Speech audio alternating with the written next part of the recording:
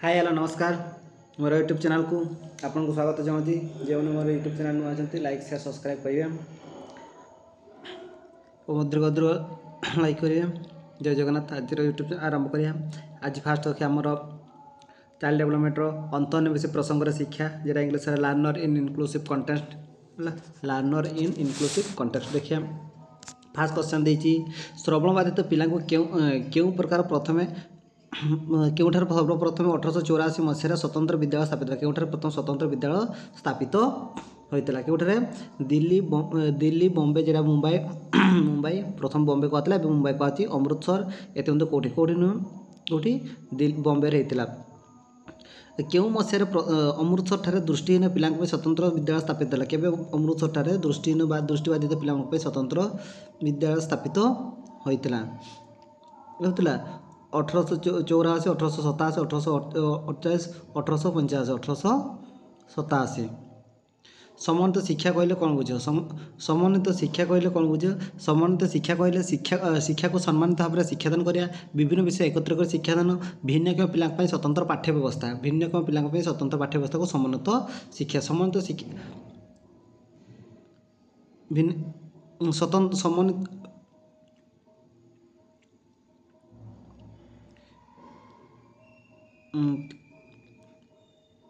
समन्वित शिक्षा कहले शिक्षा को समन्वित भाव में शिक्षादान करा विभिन्न विषय एकत्र शिक्षादान भिन्न पिला स्वतंत्र पाठ्यक्रम समन्वित शिक्षा कहले से शिक्षा ऑप्शन देने समन्वित शिक्षा को समन्वित शिक्षा मैंने कौन भल पिला भिन्न पिला को एकत्रित कर शिक्षण देवा समन्वित शिक्षा कहुए ऑप्शन नहीं आमर।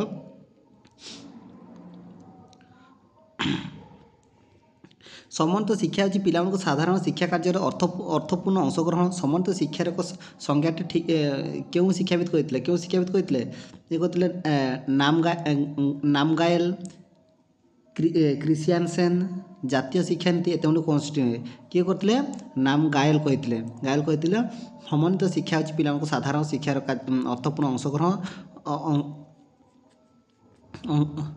साधारण शिक्षा अर्थपूर्ण अंशग्रहण समन्वित शिक्षार यह संज्ञाटी शिक्षाविद कहते क्यों शिक्षानीति अल्प और मध्यम अक्षम विशिष्ट पिला साधारण विद्यालय समन्वित शिक्षा व्यवस्था शिक्षा देवार सुपारिश करते क्यों शिक्षानीति अल्प और मध्यम अवस्थ विशिष्ट पिला साधारण विद्यालय समन्वित शिक्षा व्यवस्था शिक्षा देवार सुपारिश करते शिक्षा देवार सुपारिश करते क्यों जातीय शिक्षा नीति 1886 पाठ्यक्रम आधार 2005 शिक्षा अधिकार अधिनियम 2009 एत कौन से नुह क्यों कहते जातीय शिक्षा नीति 1986 कहला।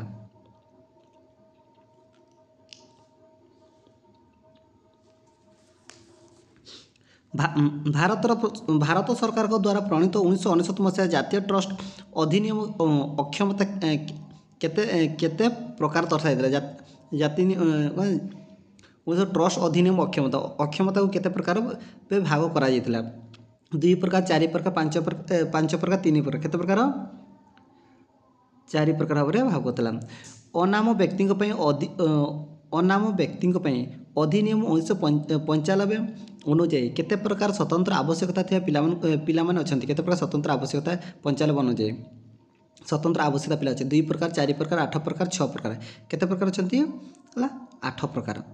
विद्यालय देखा जाता चलन बाधित पिला माने हेले चलन बाधित पिला मस्तिष्क पक्षाघात अंगछेद पोलियो उपरोक्त समस्त चलन बाधित के माने मस्तिष्क पक्षाघात है चलन बाधित हो पारे अंगछेद द्वारा तो सी सुनिश्चित आ पोलियो द्वारा हम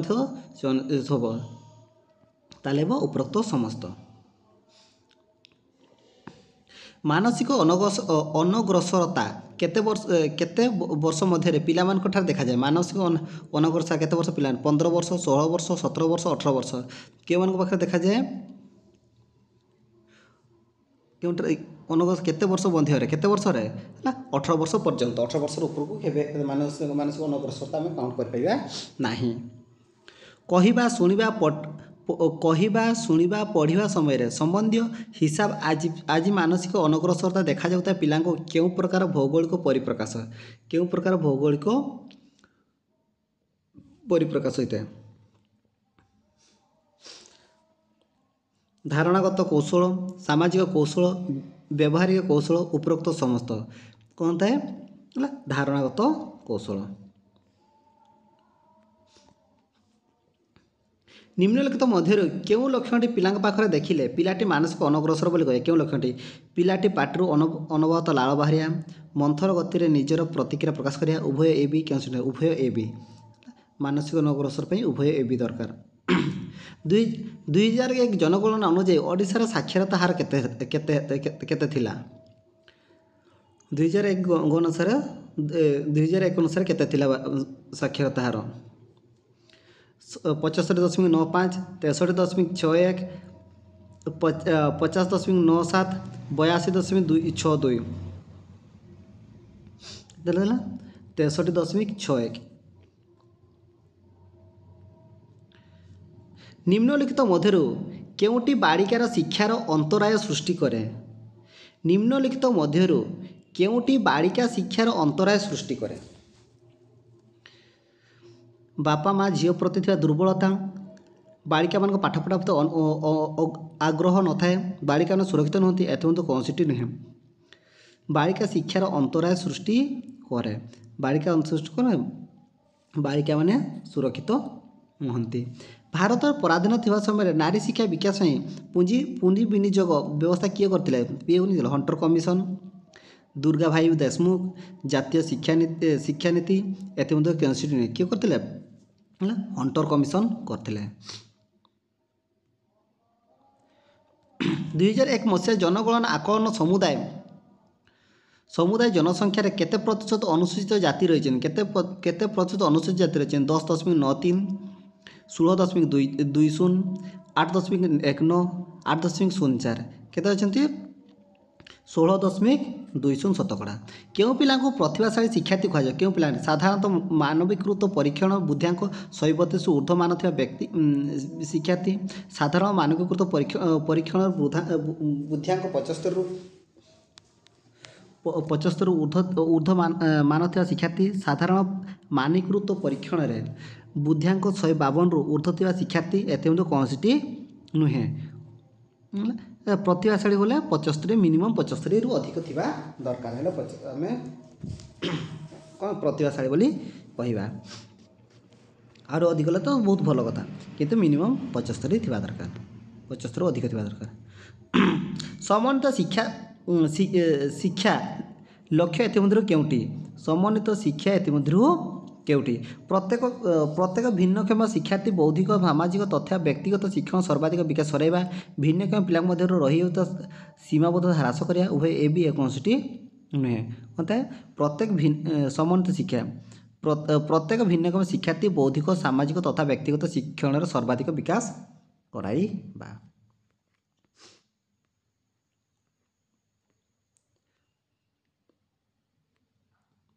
ଦୃଷ୍ଟିବାଧିତ ପିଲାମାନଙ୍କୁ କେତୋଟି ଭାଗରେ ବର୍ଗୀକରଣ କରାଯାଇଛି? ଦୃଷ୍ଟିବାଦୀ ପିଲାଙ୍କୁ କେତୋଟି ଭାଗରେ ବର୍ଗୀକରଣ କରାଯାଇଛି? 2, 4, 3, 5। କେତେ ଭାଗରେ ବିଭକ୍ତ କରାଯାଇଛି? 2 ଭାଗରେ। ଅନ୍ତର୍ନିବେଶ ପାଠ୍ୟକ୍ରମ ଅର୍ଥ ହେଉଛି ସବୁ ପିଲାଙ୍କ ପାଇଁ ଗୋଟିଏ ପାଠ୍ୟକ୍ରମ, ଭିନ୍ନକ୍ଷମ ପିଲା ପାଇଁ ସ୍ୱତନ୍ତ୍ର ପାଠ୍ୟକ୍ରମ, ଉଭୟ ଏ ବି ଉପରୋକ୍ତ ସମସ୍ତ। ଅନ୍ତର୍ନିବେଶ ଶିକ୍ଷାର ଅର୍ଥ ହେଉଛି କ'ଣ? ସେ କହିଲା ସବୁ ପିଲାଙ୍କ ପାଇଁ ଗୋଟିଏ ପାଠ୍ୟକ୍ରମ, ସବୁ ପିଲାଙ୍କ ପାଇଁ ଗୋଟିଏ ପାଠ୍ୟକ୍ରମ ହେଲେ ଆମେ ମିଳିମିଶି ଶିଖିପାରିବା।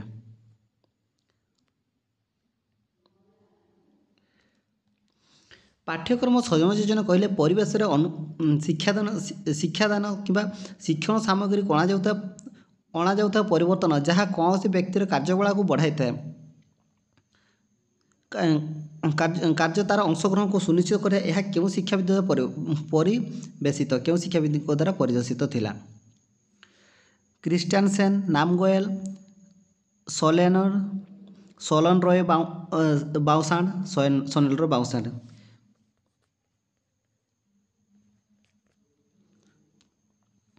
ଶିକ୍ଷା ଅଧିନିୟମ 2009ରେ କେଉଁ ଧାରାର ପ୍ରତ୍ୟେକ 6ରୁ 14 ବର୍ଷ ଶିଶୁର ନିଜର ଘର ନିକଟବର୍ତ୍ତୀ ବିଦ୍ୟାଳୟର ମାଗଣା ମାଧ୍ୟମରେ ଶିକ୍ଷା ଲାଭ କରିବାର ଅଧିକାର କଥା ଉଲ୍ଲେଖ କରାଯାଇଛି? କେଉଁ ଧାରାରେ ଉଲ୍ଲେଖ କରାଯାଇଛି? ଧାରା 24, ଧାରା 4, ଧାରା 3, ଧାରା 18। କେଉଁଥିରେ ଲେଖା ହେଇଛି? ଧାରା 4ରେ ଲେଖାଯାଇଛି। ଅଧିକ ଅକ୍ଷମ ପିଲାମାନଙ୍କୁ ଶିକ୍ଷା ନିମନ୍ତେ ପ୍ରତ୍ୟେକ ଜିଲ୍ଲାରେ ଆବାସିକ ସ୍ୱତନ୍ତ୍ର ବିଦ୍ୟାଳୟ ଖୋଲାଯିବା ଆବଶ୍ୟକ। ଏହା କେଉଁଥିରେ ଉଲ୍ଲେଖ ଅଛି, କେଉଁଥିରେ ଉଲ୍ଲେଖ କରାଯାଇଛି? ଜାତୀୟ ଶିକ୍ଷାନୀତି 1986, ଜାତୀୟ ପାଠ୍ୟକ୍ରମ ଆଧାର 2005, ମହିଳା ଶିକ୍ଷା ନିମନ୍ତେ ଜାତୀୟ କମିଟି, ଏଥିରେ କୌଣସିଟି ନୁହେଁ। କହିଲା ଜାତୀୟ ଶିକ୍ଷାନୀତି 1886। ଅଧିକ ଅକ୍ଷମ ପିଲାମାନଙ୍କ ଶିକ୍ଷା ନିମନ୍ତେ ଯେଉଁ ସ୍ୱତନ୍ତ୍ର ବିଦ୍ୟାଳୟ ଖୋଲାଯାଇଛି ସେଥିରୁ ପ୍ରତ୍ୟେକ ଶ୍ରେଣୀରେ ଅତି ବେଶୀରେ କେତେ ଜଣ ଶିକ୍ଷାର୍ଥୀ ରହିବା କଥା?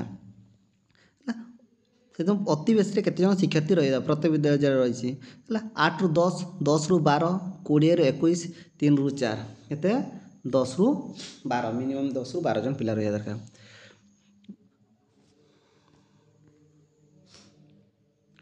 ବହୁଭାଷୀ ଶିକ୍ଷା କାର୍ଯ୍ୟକ୍ରମରେ କେତୋଟି ଭାଷାରେ ପାଠ୍ୟପୁସ୍ତକ ପ୍ରସ୍ତୁତ କରାଯାଇଛି? ବହୁଭାଷୀରେ 2ଟି, 4ଟି, 10ଟି, 12ଟି। କେତୋଟି? ନା 10ଟି। 10ଟି ଭାଷାରେ ପାଠ୍ୟପୁସ୍ତକ ବହୁଭାଷା, ଏମିଲି ଆଉ ନନ୍ ଏମିଲି যেটা ଆମେ କହୁଛେ। ଜାତୀୟ ଟ୍ରଷ୍ଟ ଅଧିନିୟମ ଅନୁସାରେ ଏଥିମଧ୍ୟରୁ କେଉଁ ଅକ୍ଷମତା ବିଷୟରେ ଆଲୋଚନା ହୋଇଛି? ଜାତୀୟ ଟ୍ରଷ୍ଟ ଅଧିନିୟମ କେଉଁ ଅକ୍ଷମତାକୁ ଆଲୋଚନା କରାଯାଇଛି? କେଉଁ ଅକ୍ଷମତା ଦେଖିବା?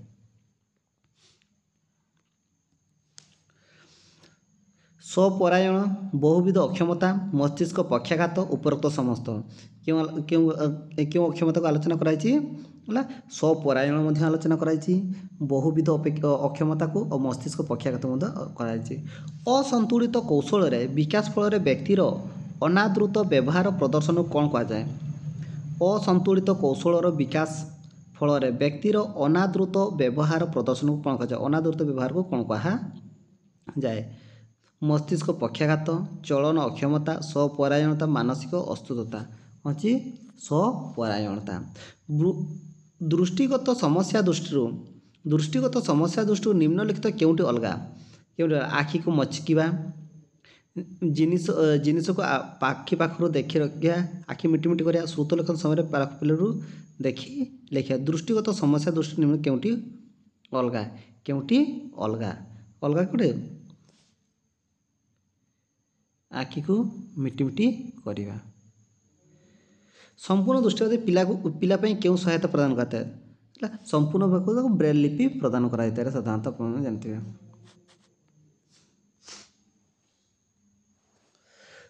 ନିମ୍ନଲିଖିତ କେଉଁଟି ଶ୍ରବଣବାଧିତ ପିଲାଙ୍କ ଚିହ୍ନଟୀକରଣର ଔପଚାରିକ ଉପାୟ? ପିଲାର ବ୍ୟବହାର, ପିତାମାତାଙ୍କ ପର୍ଯ୍ୟବେକ୍ଷଣ, ଶିକ୍ଷକଙ୍କ ପର୍ଯ୍ୟବେକ୍ଷଣ, ଶ୍ରବଣ ବିଶେଷଜ୍ଞ ପରୀକ୍ଷଣ। କ'ଣ କରିବା? ହେଲା ଔପଚାରିକ ମାନେ କ'ଣ ଚାଲିଛି ପୁରା ଠିକ୍ ଭାବରେ, ତାହେଲେ ହେଲେ କ'ଣ ଆମର ଶ୍ରବଣ ବିଶେଷଜ୍ଞ କଲେ ପୁରା ଆମେ ଦେଖିପାରିବା ଯେ ଇଏ ସମ୍ପୂର୍ଣ୍ଣ ଭାବରେ ଶ୍ରବଣ ବାଧିତ କି ନୁହଁ। ମାନସିକ ଅନଗ୍ରସର ପିଲାଙ୍କୁ ବୁଦ୍ଧିଆଙ୍କ କେତେ? ମାନସିକ ଅନଗ୍ରସର ପିଲାଙ୍କ ବୁଦ୍ଧିଆଙ୍କ କେତେ?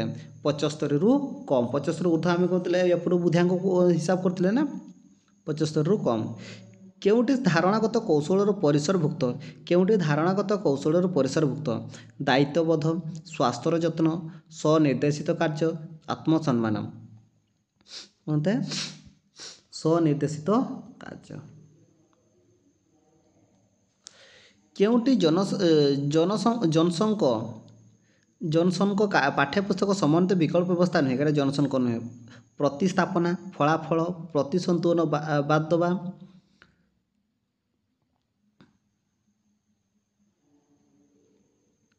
ଜନସନଙ୍କ କେଉଁଟା ନୁହେଁ? ଫଳାଫଳ। କେଉଁଟି ଚଳନ ବାଧିରେ କାରଣ ନୁହେଁ? ପୋଲିଓ, ବିକୃତ ଆଖିଡୋଳା, ମସ୍ତିଷ୍କ ପକ୍ଷାଘାତ, ଏଥିରୁ କେଉଁଠି ନୁହଁ? ବିକୃତ ଆଖିଡୋଳା। କେଉଁଟି ଆଦିବାସୀ ସାମାଜିକ ସାଂସ୍କୃତିକ ବିଶେଷତ୍ୱ ନୁହେଁ? ଆଦିବାସୀ ସାମାଜିକ ସାଂସ୍କୃତିକ ବିଶେଷତ୍ୱ ନୁହେଁ। ଅଗଣତାନ୍ତ୍ରିକ ଜୀବନ, ସରଳ ଜୀବନ, ସମ୍ମିଳିତ ଜୀବନ, ପ୍ରକୃତି ସହିତ ଜୀବନ। କରାଯାଇଛି ଆଦିବାସୀ ସମସ୍ତ ସାଂସ୍କୃତିକ ବିଶେଷଜ୍ଞ ନୁହେଁ, ତାଙ୍କ ସାଂସ୍କୃତିକ ବିଶେଷଜ୍ଞ ନୁହେଁ। ଅଗଣତାନ୍ତ୍ରିକ ଜୀବନ।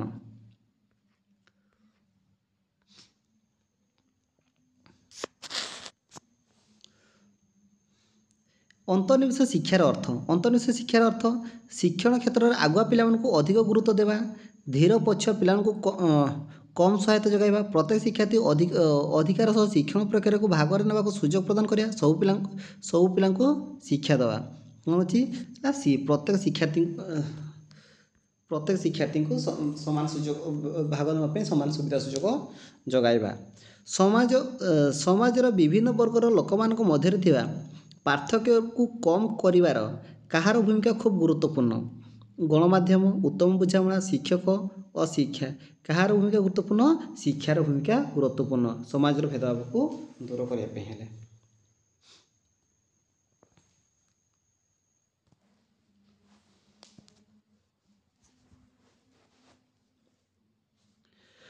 ଅର୍ଥନୈତିକ, ସାମାଜିକ, ଶିକ୍ଷାଗତ ତଥା ସାଂସ୍କୃତିକ ଦୃଷ୍ଟିକୋଣରୁ ପଛୁଆ ଥିବା ଲୋକମାନଙ୍କ ବିକାଶର ମୁଖ୍ୟ ସ୍ରୋତ ସାମିଲ କରିବାରେ କିଏ ସାହାଯ୍ୟ କରିଥାଏ? ଶିକ୍ଷା, ବୁଦ୍ଧି, ଶିକ୍ଷକ କେଉଁଠି ନୁହେଁ? କହିଲେ ଶିକ୍ଷା। ଅଧାରୁ ପାଠ ତ୍ୟାଗ କରି ଚାଲିଯାଇଥିବା କ୍ଷେତ୍ରରେ କେଉଁ ବର୍ଗର ପିଲାମାନଙ୍କୁ ହାର ଯଥେଷ୍ଟ ଅଧିକ ଅଟେ? କେଉଁ ସାଧାରଣ ବର୍ଗ, ଅନୁସୂଚିତ ଜାତି ଜନଜାତି, ଝିଅ ପିଲା, ପୁଅ ପିଲା? ଯେଉଁମାନଙ୍କର ଅନୁସୂଚିତ ଜାତି ଆଉ ଜନଜାତି। ପଛୁଆ ଓ ବାଧିତ ବର୍ଗର ପିଲାମାନଙ୍କୁ ଶିକ୍ଷାର ମୁଖ୍ୟ ସ୍ରୋତରେ ସାମିଲ କରିବା କଷ୍ଟସାଧ୍ୟ ହେଉଛି। ପଛୁଆ ଓ ବାଧିତ ବର୍ଗର ପିଲାମାନଙ୍କୁ ଶିକ୍ଷାର ମୁଖ୍ୟ ସ୍ରୋତରେ ସାମିଲ କରିବା କଷ୍ଟସାଧ୍ୟ ହେଉଛି। ଏହାର କାରଣ ଅର୍ଥର ଅଭାବ ହେଉଥିବାରୁ, ସମୟ ଅଭାବ ହେଉଥିବାରୁ, ବିଦ୍ୟାଳୟର ପର୍ଯ୍ୟାପ୍ତ ସୁବିଧା ସୁଯୋଗ ନଥିବାରୁ, ଉପଯୁକ୍ତ ଯୋଜନା ଅଭାବରୁ। ପଛୁଆ ବାଧିତ ପିଲାମାନଙ୍କୁ ଶିକ୍ଷା ସ୍ରୋତରେ ସାମିଲ ହୋଇପାରୁନାହିଁ। କହୁଛି ଅର୍ଥର ଅଭାବ, ସମୟ ଅଭାବ ଓ ବିଦ୍ୟାଳୟ ପର୍ଯ୍ୟାପ୍ତ ସୁବିଧା ସୁଯୋଗ ନଥିବାରୁ। ଆମର ହେଉଛି ଯଦି ବାଧିତ ପିଲାମାନଙ୍କୁ ବିଦ୍ୟାଳୟ ସୁବିଧା, ଉପଯୁକ୍ତ ସୁବିଧା ସୁଯୋଗ ବା ସବୁ ଟ୍ରେନ୍ ଟିଚର ବା ସବୁ ତାଙ୍କ ପାଇଁ ଆବଶ୍ୟକ ଉତ୍ତମ ସାମଗ୍ରୀ ଯୋଗାଇ ଦିଆଯାଉ ନାହିଁ। ତେଣୁକରି ନିମ୍ନୋକ୍ତ କେଉଁ ପାଠ୍ୟକ୍ରମ ଆଧାରର ଅନ୍ତର୍ନିହିତ ଶିକ୍ଷା ଉପରେ ଗୁରୁତ୍ୱ ଦିଆଯାଇଛି? କେଉଁ ପାଠ୍ୟକ୍ରମ ଆଧାରରେ? କୋଠାରୀ ଆୟୋଗ, ଜାତୀୟ ଶିକ୍ଷାନୀତି 1986, ଜାତୀୟ ଶିକ୍ଷାନୀତି 1999, ଜାତୀୟ ପାଠ୍ୟକ୍ରମ ଆଧାର 2005। କେଉଁ ଶିକ୍ଷାରେ? ଜାତୀୟ ପାଠ୍ୟକ୍ରମ 2005।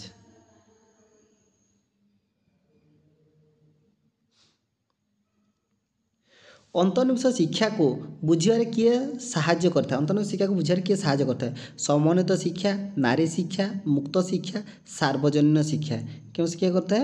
କହିଲା ସମନ୍ୱିତ ଶିକ୍ଷା।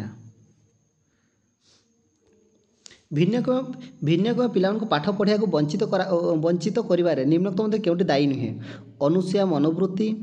ଅସୂୟା ମନୋବୃତ୍ତି, ସକାରାତ୍ମକ ମନୋଭାବ, ଅକ୍ଷମତା ପ୍ରତି ଖରାପ ଦୃଷ୍ଟିଭଙ୍ଗୀ, ଉତ୍ତମ ଶିକ୍ଷଣ ବିକଶିତ ନ ହେବା। ସକାରାତ୍ମକ ମନୋଭାବ।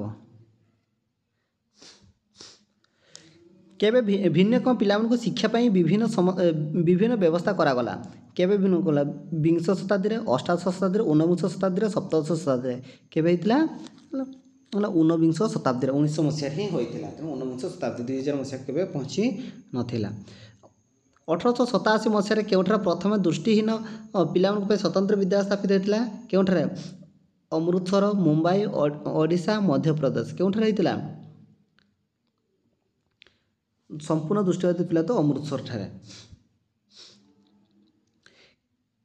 କେବେ ଭାରତ ସରକାରଙ୍କ ଭିନ୍ନକ୍ଷମ ଶିକ୍ଷାର୍ଥୀମାନଙ୍କ ପାଇଁ ସମନ୍ୱିତ ଶିକ୍ଷା ଯୋଜନା କାର୍ଯ୍ୟ କରିଥିଲା? ଟିକେ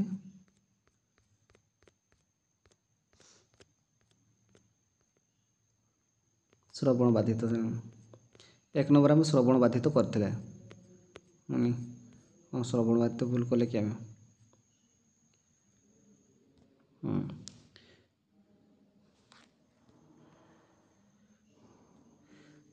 ଦୃଷ୍ଟିବାଧିତ ହେଲେ ଅମୃତସର, ଆଉ ଶ୍ରବଣ ବାଧିତ ହେଲେ ଏଇଟା ବମ୍ବେ ଆଉ ମୁମ୍ବାଇ। କେବେ ଭାରତ ସରକାର ଭିନ୍ନକ୍ଷମ ଶିକ୍ଷାର୍ଥୀଙ୍କ ପାଇଁ ସମନ୍ୱିତ ଶିକ୍ଷା ଯୋଜନା କାର୍ଯ୍ୟକାରୀ କରିଥିଲେ? ଭିନ୍ନକ୍ଷମ ପିଲାଙ୍କ ପାଇଁ ସମନ୍ୱିତ କାର୍ଯ୍ୟକ୍ରମ କେବେ କରିଥିଲେ?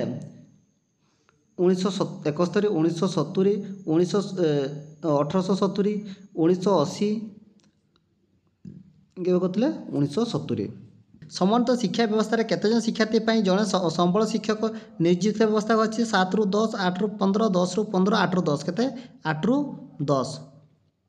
ନିମ୍ନୋକ୍ତ ମଧ୍ୟରେ କେଉଁଟି ଅନ୍ତର୍ନିବେଶୀ ଶିକ୍ଷାର୍ଥୀ ପାଇଁ ଅଂଶ ନୁହେଁ? ଅକ୍ଷମତା ସାମାଜିକ ଦାୟିତ୍ୱ ରୂପେ ଆପଣେଇବା, ଭିନ୍ନତାକୁ ଗ୍ରହଣ କରିବା, ମାନବିକ ଅଧିକାରକୁ ଜାଣି ତାହାର କାର୍ଯ୍ୟ ରଖାଇବା, କଟକଣା ନ ରଖି ପିଲାଙ୍କର ଆବଶ୍ୟକତା ଅନୁଯାୟୀ ସମୟ ଯୋଜନା କରିବା। ଏରା ହେଉଛି ଅକ୍ଷମତା ସାମାଜିକ ଦାୟିତ୍ୱ ରୂପେ ଆପଣେଇବା ନାହିଁ। ନିମ୍ନୋକ୍ତ ମଧ୍ୟ କେଉଁଟି CWSN ଶ୍ରେଣୀର ଅନ୍ତର୍ଭୁକ୍ତ ନୁହେଁ? CWSN ଶ୍ରେଣୀର ଅନ୍ତର୍ଭୁକ୍ତ ନୁହେଁ। ଶ୍ରବଣ ବାଧିତ, ମାନସିକ ସୁସ୍ଥତା, ଦୃଷ୍ଟିହୀନତା, ଚଳନ ଅକ୍ଷମତା। CWSN ହେଉଛି ମାନସିକ ଅସୁସ୍ଥତା। 1999 ମସିହାରେ ଜାତୀୟ ଟ୍ରଷ୍ଟ ଅଧିନିୟମରେ କେତେ ପ୍ରକାର ଅକ୍ଷମତା ଦର୍ଶାଯାଇଛି? 2 ପ୍ରକାର, 3 ପ୍ରକାର, 4 ପ୍ରକାର, 5 ପ୍ରକାର। କେତେ ପ୍ରକାର ଅକ୍ଷମତା ଦର୍ଶାଯାଇଛି? କେତେ ପ୍ରକାର? 4 ପ୍ରକାର ଅକ୍ଷମତାକୁ ଦର୍ଶାଯାଇଛି। କେବେ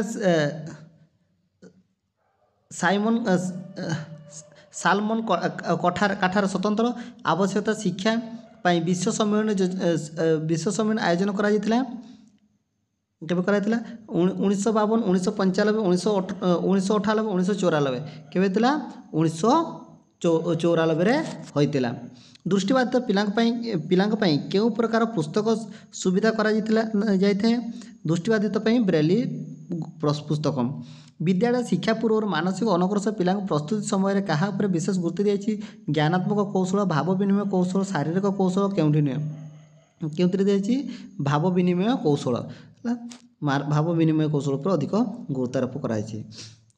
ନିମ୍ନୋକ୍ତ ମଧ୍ୟରୁ ପ୍ରଥମେ କିଏ ବୁଦ୍ଧି ପରୀକ୍ଷଣ ଉପରେ ଗୁରୁତ୍ୱ ଦେଉଥିଲେ? ନିମ୍ନୋକ୍ତ ମଧ୍ୟରୁ ପ୍ରଥମେ କିଏ ବୁଦ୍ଧି ପରୀକ୍ଷଣ ଉପରେ ଗୁରୁତ୍ୱ ଦେଉଥିଲେ? ଆଲଫ୍ରେଡ୍ ବିନେଟ୍, ରୁସୋ, ଫ୍ରବେଲ୍, କ୍ୱାର୍କ। କିଏ କରିଥିଲେ? Alfred Binet. ପ୍ରତିଭାଶାଳୀ ଶିକ୍ଷାର୍ଥୀଙ୍କ ପରିଣାମ। ପ୍ରତିଭାଶାଳୀ ଶିକ୍ଷାର୍ଥୀଙ୍କ ପରିଣାମ 3ରୁ 6 ଶତକଡ଼ା, 3ରୁ 5 ଶତକଡ଼ା, 2ରୁ 4 ଶତକଡ଼ା, 3ରୁ 4 ଶତକଡ଼ା। ପ୍ରତିଭା ଶିକ୍ଷାର୍ଥୀଙ୍କ ପରିଣାମ ହେଲା 3ରୁ 5 ଶତକଡ଼ା। ପ୍ରତିଭାଶାଳୀ ଶିକ୍ଷାର୍ଥୀର ବୁଦ୍ଧିଆଙ୍କ। ବୁଦ୍ଧିଆଙ୍କ 137 ବା ତଦୁର୍ଦ୍ଧ, 135 ବା ତଦୁର୍ଦ୍ଧ, 130 ବା ତଦୁର୍ଦ୍ଧ, 125 ବା ତଦୁର୍ଦ୍ଧ। କେବେ ହେଇଛି? ହେଲା 130 ବା ତଦୁର୍ଦ୍ଧ।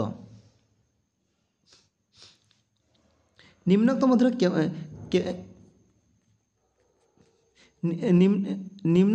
କେଉଁଠି ପ୍ରତିଭାଶାଳୀ ଶିକ୍ଷାର୍ଥୀ ଏକ ଲକ୍ଷ୍ୟ ନୁହେଁ? ପ୍ରତିଭାଶାଳୀ ଶିକ୍ଷାର୍ଥୀର ଭାବ ବିନିମୟ କରିବା କ୍ଷମତା ସୀମିତ, ଅସଫଳତାକୁ ଭୀଷଣ ଭୟ କରିବା, ବାସ୍ତବ ବସ୍ତୁ ଉପରେ ଅଧିକ ନିର୍ଭର କରିବା, ବିଶ୍ଳେଷଣ ଅଧିକ କ୍ଷମତା କରିବା।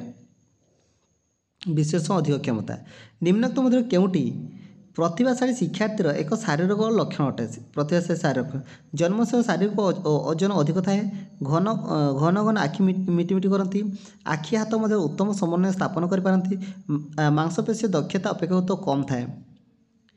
ଜନ୍ମ ସମୟରେ ଶାରୀରିକ ଓଜନ ଅଧିକ ହୋଇଥାଏ।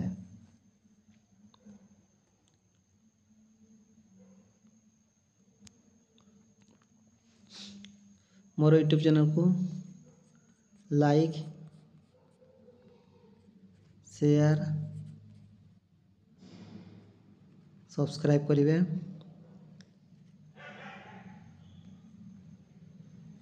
ଜୟ ଜଗନ୍ନାଥ। Thank you.